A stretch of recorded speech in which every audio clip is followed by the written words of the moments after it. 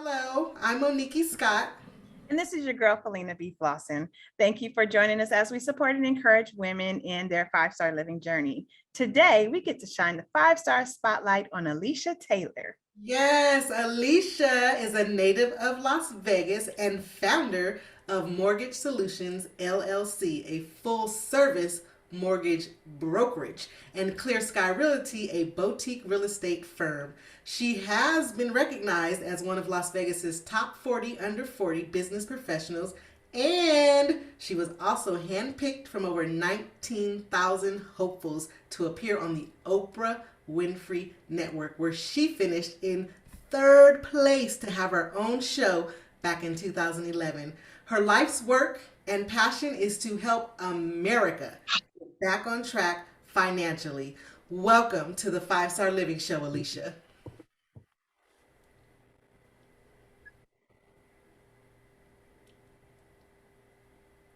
Hello, hello. I hope you guys can hear me.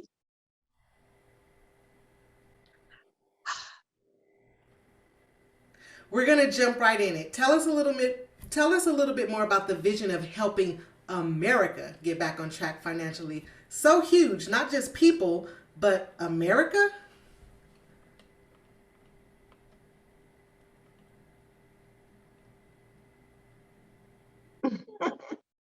So hopefully, thank you guys, first of all, for having me on the show. I want to start there. I hope you guys can hear me because I know we had a little technical difficulty.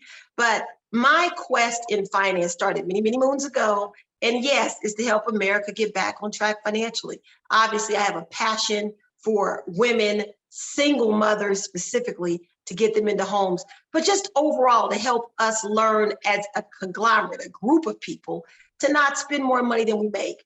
It puts all communities and all people at a disadvantage when we overspend and undersave.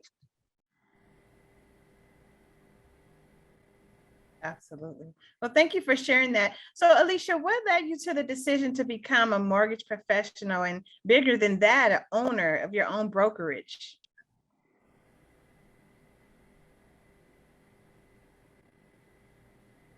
So I heard the first part of that question.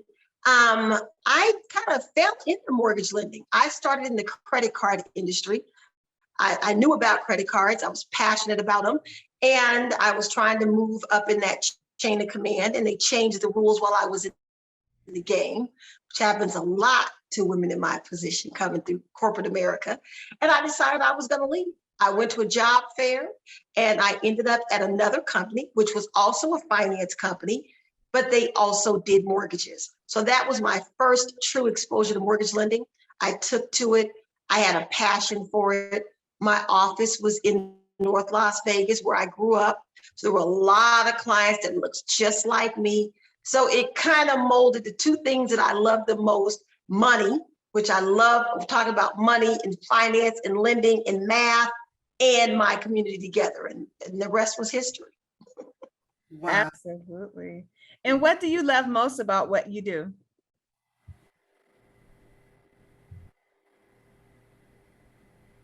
Now, I didn't heard what do I love most about which piece? What you do, your line of work. I'm just going to guess that you asked me what do I love most about lending?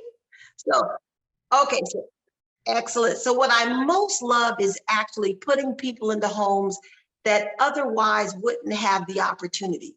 So when you have perfect credit, perfect job, you come from a family or a background where people are used to getting the things they want when they finance them. It's always great to put those people in homes, but they have tons of other options. I came from corporate America. I started in the bank. So what I love the most is that person that the bank says no to, that person that can't check off every one of the boxes. I don't have perfect credit, perfect income, and a long time job.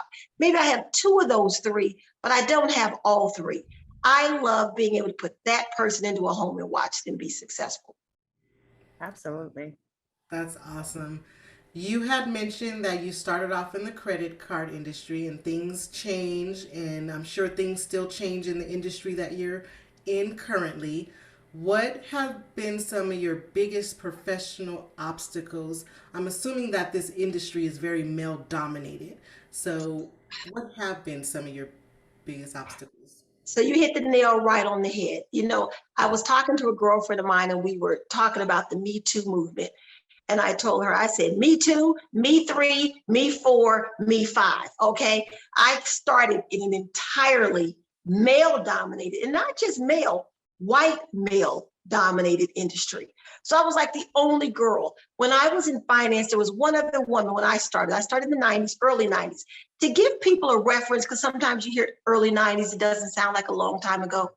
I was literally 2 days outside of people smoking cigarettes at their desk in the office. You can't even smoke in restaurants now. Imagine people that used to smoke at work. You had an ashtray right on the desk and a cigarette in your hand.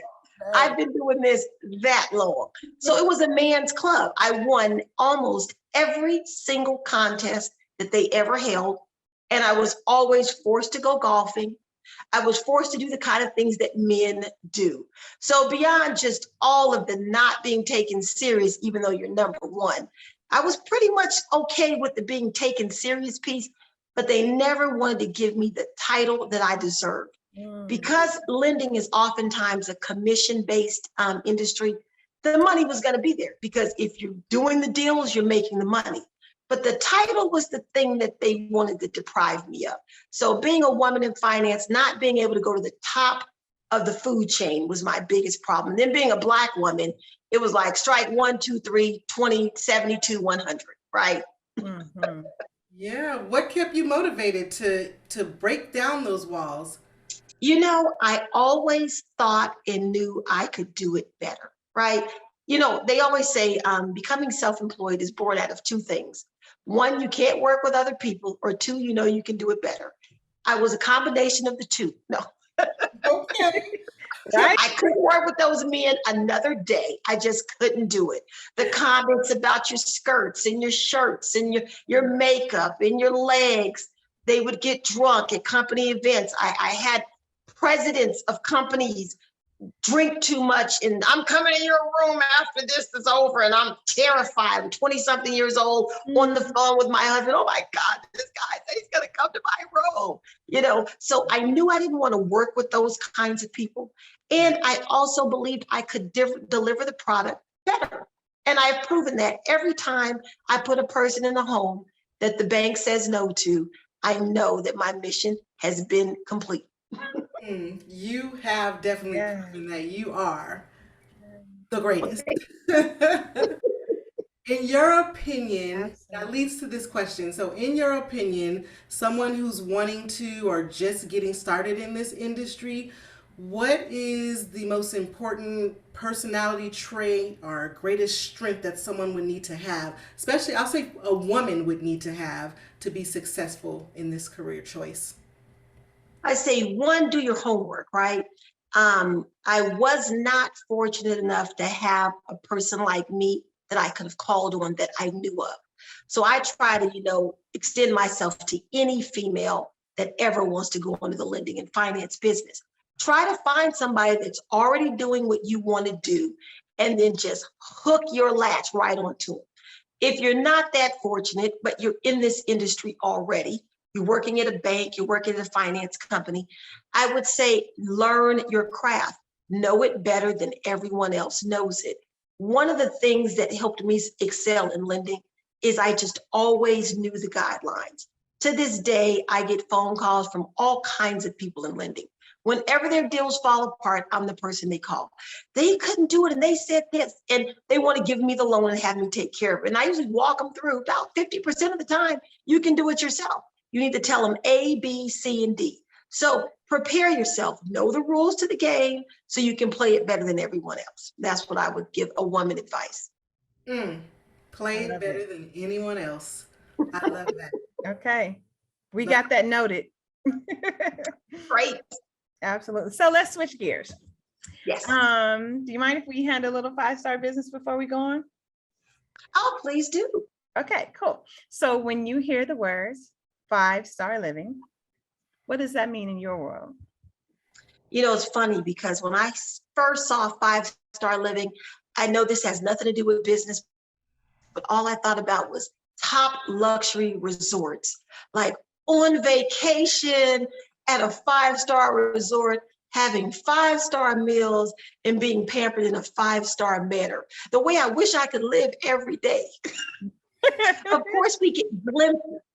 We all get glimpses of that. I get pieces and shavings, but the goal is to live a 5-star life, and that's in every category. So the title 5-star living, that's what it evokes in me. The best of everything: health, wealth, love, finance, family. I want all 5 of those things in all 5 stars. Yes, absolutely. Absolutely. And Alicia, what would you say are some things you do to bring balance to your life? I think, I used to have a little bit better balance than I have right now. Many people don't know I just turned 50, so raise the roof for the big 50. Hey. And I have an 8-year-old daughter. So I spent a long time without any kids. That's the reason for giving you the math, right? So I didn't need the kind of balance that I need now. So before I was a mother, I kind of discounted how hard that job actually was, right? Yeah. And so trying to get balance is difficult because, you want her to have the best of everything. Being a mother is demanding, but then my career is also demanding. So what I try to do is detox. I enjoy time with my husband. I try to sneak to the gym. I bought a Peloton, my little Pelopony. So I try to work out. I try to spend time with the family, but I still struggle with balancing and juggling all the balls. Yeah. So I hear a lot of successful people have these morning routines. Do you have a morning or evening routine? It's funny. Many, many years ago, my routine hasn't changed very much. I went to a seminar. One of the great things you get out of corporate America, seminars on top of seminars, right? Yes. And they said, put 3 Post-its on your computer every day right before you leave work. And you write down the top 3 things that you have to accomplish the next day. So my biggest balance and routine, I put those things on my computer and jot them down right next to my keypad. And I make sure that when I walk in the door in the morning, I do those 3 things first. Then I literally spend the rest of my day reacting to things that I shouldn't even have to deal with, but I make sure I knock those things out. So that's like my work routine. My nighttime routine is after everybody's gone to sleep. I'm a real late night person. I get very little sleep. I stay up till 3 and 4 o'clock in the morning. So after everyone goes to sleep, I like to run a hot bubble bath, light candles, watch a little Sports Center, and then just detox. That's my day and night. I love it. I love it. That is so awesome. If you could be remembered for one thing, what would you want that to be? Crazy, and it sounds so cliche. I hate saying it, but it's true. When it's all said and done, I'd like to be remembered for being a great mother and a good person. Yeah. A person that you say what you mean and you mean what you say. And the single most important thing I've ever done in life is bring life into this world. Yes. I definitely have a lot of professional accolades, and you throw all that stuff out the window, and it comes down to, I brought this girl into the world, and I'd like to know that I did a good job raising her. Yes. That is so awesome, Alicia. Is there anything that you wish we would have asked that we haven't asked yet? No, it's been an incredible interview and very well balanced, ladies. Oh, well, thank you. Thank you so much. By the way, did the Raiders win? Yes, they did. It was a blowout, and I was able to leave early for the first time. Oh, right. Share with our listeners how they can find you online. So you can find me at mortgagesolutionsnv.com. So all spelled out, and it's a tough one to spell, mortgagesolutionsnv.com, or you can find me on my website at aliciataylor.com. Alicia, you have an amazing journey. You have a beautiful story. You are a beautiful person inside and out. Thank you so much. Thank you guys so much for having me. Thank you. Well, we want to thank you for listening to us and joining us on this 5-star day. We believe in you. We believe that you're going to have a more 5-star life starting right now. Right now. And we know you could have been anywhere, but you chose to be right here with us. And so for that, we thank you. We look forward to you joining us on Facebook at 5-Star Living and joining the 5-Star Living Show inner circle. Remember to laugh more and love more while taking care of your mind, body, and soul. Absolutely. The 5-Star Living Show is sponsored in part by FlossieB.com, FlossieFlix Photography, Monickie.com, and Flossie Lux. Meditate with Mo. Until next time, keep 5-star living. Keep 5-star living and like, share, and subscribe. We'll see you next time. Bye-bye.